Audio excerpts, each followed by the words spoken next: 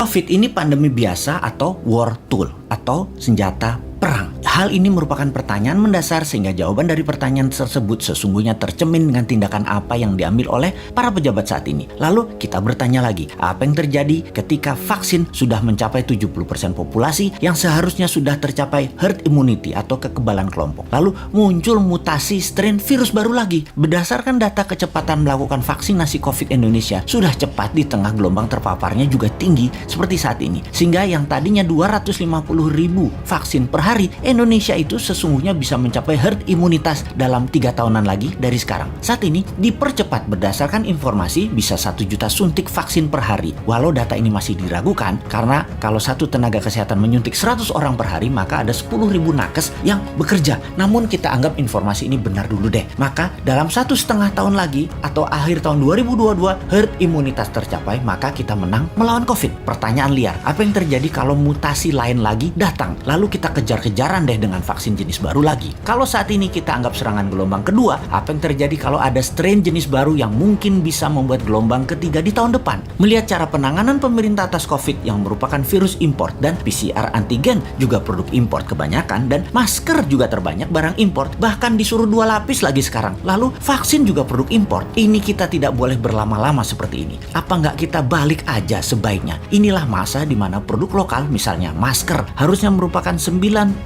masker yang beredar di Indonesia saat ini adalah buatan lokal. Antigen tes lokalnya harus 100%. Vaksin lokal harus 50%. Atau obat peningkat imunitas yang lokal harus digenjot. Agar kalau virus mutan lagi, kita nggak terus bergantung impor yang akan membuat ekonomi negara digerogoti uang keluar atau flight capital. Sudah cara bernegaranya membatasi uang beredar menjadi tipis di tanah air, uang tadi ditarik keluar dengan berbagai kebutuhan impor dan tunai di tanah air harus hidup dengan pinjaman dolar asing dan yuan. Rupiah kok jadi nggak berdaulat ya? Pastinya karena kebijakannya terlalu impor. Walau bisa terlihat benar karena semuanya dalam keadaan darurat, tapi kalau bernegaranya daruratnya berkepanjangan seperti ini, sebenarnya bisa nggak masuk kategori salah kelola atau mismanagement bernegaranya. Lebaran tahun 2020 nih ya, kita nggak boleh mudik, pulang kampung, mudik apalah itu. Lalu tahun 2021 berlaku lagi, nggak boleh mudik lagi. Oke lah, kita manut, 2 kali ya kita manut. Walau ada beberapa orang nggak tahan melakukan pulang kampung yang katanya mereka lah penyebab meledaknya gelombang kedua paparan COVID sekarang. Oke lah, argumen ini diterima. Tetapi kalau tahun depan 2022 masih lagi,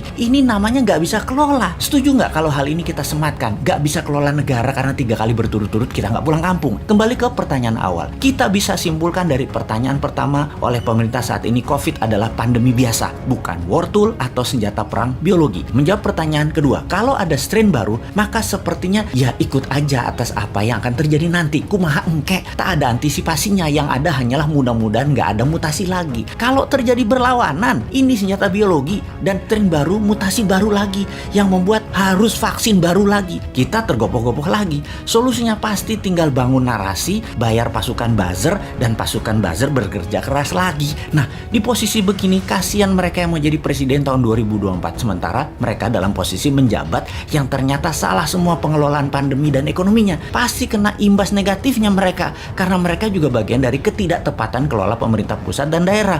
Karena yang digadang-gadang tahun 2024 kebanyakan pejabat incumbent. Di sini enaknya jadi yang bukan pejabat tetapi selalu memberikan solusi. Bahkan bukan hanya solusi, tapi saran yang dikerjakan walau dengan skala tanpa fasilitas. Bisa jadi kuda hitam nggak di tahun 2024 kira-kira dia itu? Tapi mudah-mudahan prediksi ini salah. Ekonomi membaik, COVID teratasi tahun ini. Amin. Cuman takut aja prediksi ini benar. Masa tinggal bosman tahun 2024? Ya nggak mungkin toh. Harusnya bisa 3 kali menjabat. Dukung!